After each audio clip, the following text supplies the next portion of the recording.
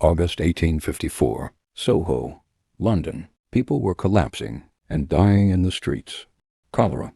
At the time, the entire medical establishment believed cholera was caused by bad air. Miasma.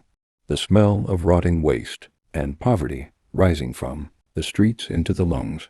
That was the official theory. That was what every doctor in London believed. One doctor did not believe it. Dr. John Snow did not run to treat the sick. He ran to the register office, where the records of the dead were kept. Then he started walking, door to door, house by house, death by death. He spent 2 full days on foot in Soho, talking to families, recording every death, noting every address. At night, he spread a map of the neighborhood across his desk and began plotting every death as a black mark on that map. What emerged from that map was later called the ghost map. Every death in the outbreak plotted as a black mark. The marks were not scattered. They were clustered in a tight pattern around a single water pump on Broad Street.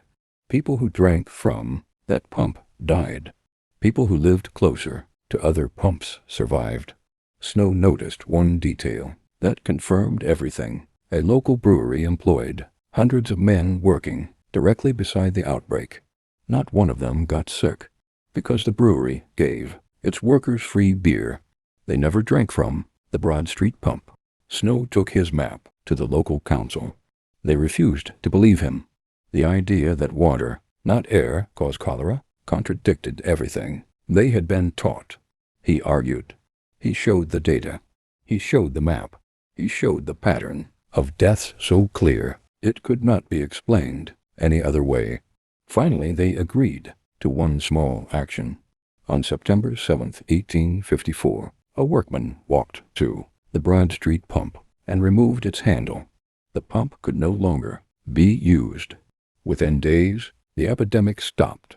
It was later discovered that a baby's soiled nappies had been washed and the dirty water dumped into a cesspool directly beside the pump. The cesspool was cracked. The contamination had leaked directly into the water supply. John Snow never knew the full mechanism. Germ theory had not yet been discovered, but he proved that cholera was waterborne, not airborne. That single discovery led to the rebuilding of London's entire sewage system. Cities across the world followed. John Snow was now considered the father of modern epidemiology. Today, cholera still kills thousands of Nigerians every year. It is always traced back to contaminated water. The same lesson, 170 years later. He did not have a laboratory. He did not have a microscope. He did not even know what caused cholera. He had data. He had a map. He had his feet. The most powerful tool in public health is not the most advanced technology.